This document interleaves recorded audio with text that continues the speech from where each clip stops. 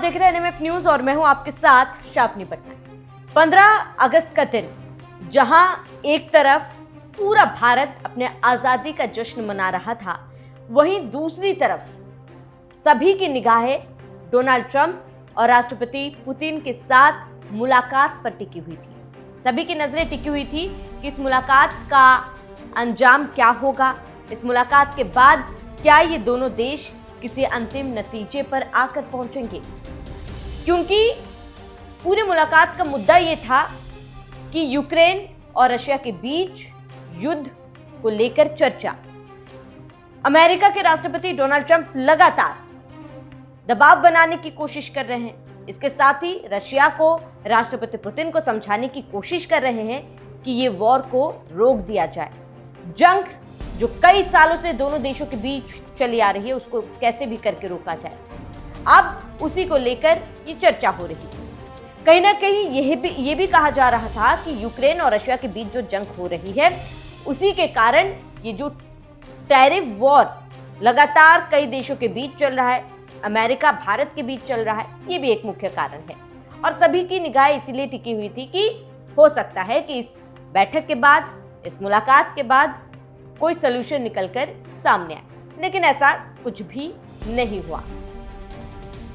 दोनों राष्ट्रपति के बीच में बैठक हुई, मुलाकात हुई, मुद्दों पर चर्चा हुई, लेकिन कोई ठोस सलूशन लेकर सामने नहीं आ पाए और इसीलिए इस मीटिंग को नैरो फॉर्मेट कहा गया। मुद्दों पर चर्चा हुई, खासतौर पर यूक्रेन रशिया के बीच जो जंग चल रही है उसको लेकर चर्चा हुई, लेकिन कोई भी स्थायी समाधान निकलकर सामने नहीं आया और उसके बाद करीब 3 घंटे ये बैठक चली। 180 मिनट तक दोनों के बीच में बातचीत हुई और उसके बाद लंच आवर था, लेकिन लंच आवर में भी कोई नेता शामिल नहीं हुआ, जिसके वजह से इस पूरे मीटिंग को नैरो फॉर्मेट कहा जा रहा है।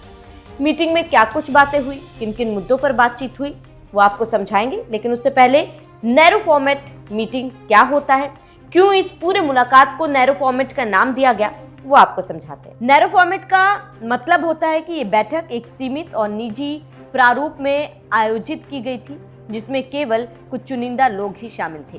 इस तरह की बैठकों में आमतौर पर दोनों पक्षों के शीर्ष नेता और उनके कुछ निकट सहयोगी या सलाहकार की भाग लेते हैं।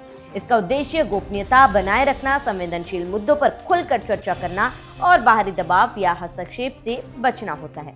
अलास्का शिखर सम्मेलन में डोनाल्ड ट्रंप और व्लादिमीर पुतिन के बीच हुई बैठक को नैरो फॉर्मेट इसीलिए कहा गया क्योंकि इसमें बड़े प्रतिनिधिमंडल का व्यापक कूटनीतिक दल शामिल नहीं थे। यह प्रारूप दोनों नेताओं के रूस यूक्रेन संघर्ष जैसे जटिल मुद्दों पर गहन और प्रत्यक्ष बातचीत करने का अवसर देता है, लेकिन इसका मतलब ये भी हो सकता है कि कोई व्यापक या अंतिम समझौता नहीं हुआ हो, क्योंकि चर्चा सीमित दायरे में रही। और इसके साथ ही नैरो फॉर्मेट कहने के पीछे ये संदेश भी हो सकता है कि बैठक का दायरा जानबूझकर छोटा रखा गया ताकि दोनों पक्ष अपनी अपनी स्थिति स्पष्ट कर सके बिना किसी तत्काल ठोस परिणाम या अपेक्षा के। तो नैरो फॉर्मेट मतलब बातचीत हुई है, लेकिन आगे बातचीत हो सकती है, आगे बातचीत के लिए रास्ता खोला गया है।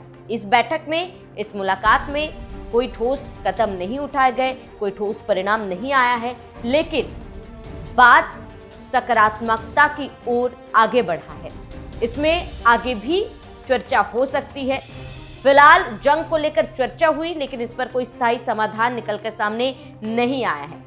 अब आपको बताते हैं कि वो कौन कौन से मुद्दे हैं जिस पर चर्चा हुई और खास तौर पर दोनों पक्षों की तरफ से क्या कुछ बातें सामने रखी गई। तो यूक्रेन युद्ध पर चर्चा हुई। बैठक का मुख्य फोकस रूस यूक्रेन युद्ध को रोकना था। ट्रंप ने युद्ध विराम की मांग की और इसके साथ ही पुतिन ने युद्ध विराम पर कोई ठोस जवाब नहीं दिया।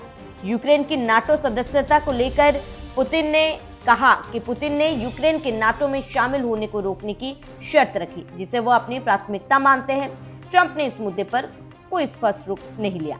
आर्थिक सहयोग और प्रतिबंध। पुतिन ने रूस अमेरिका के बीच आर्थिक संबंधों को बेहतर करने और प्रतिबंधों में ढील की बात कही। ट्रंप ने साफ कहा कि जब तक युद्ध नहीं रुकता, कोई व्यापारिक समझौता नहीं होगा।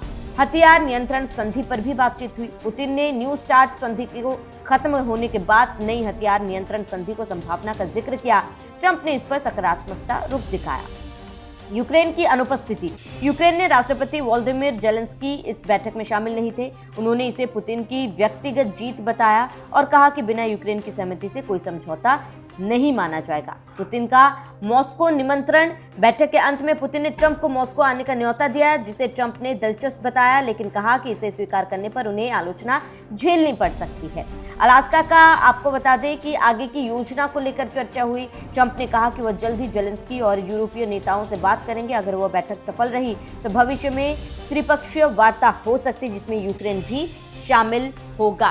तो ये वो मुद्दे थे जिन पे बातचीत तो हुई, लेकिन किसी में पुतिन नहीं माने तो किसी में डोनाल्ड ट्रंप नहीं माने और किसी में पॉजिटिव रिस्पांस था। हालांकि उसको इसीलिए भी छोड़ दिया गया ताकि आगे इस पर और बातचीत की जा सके।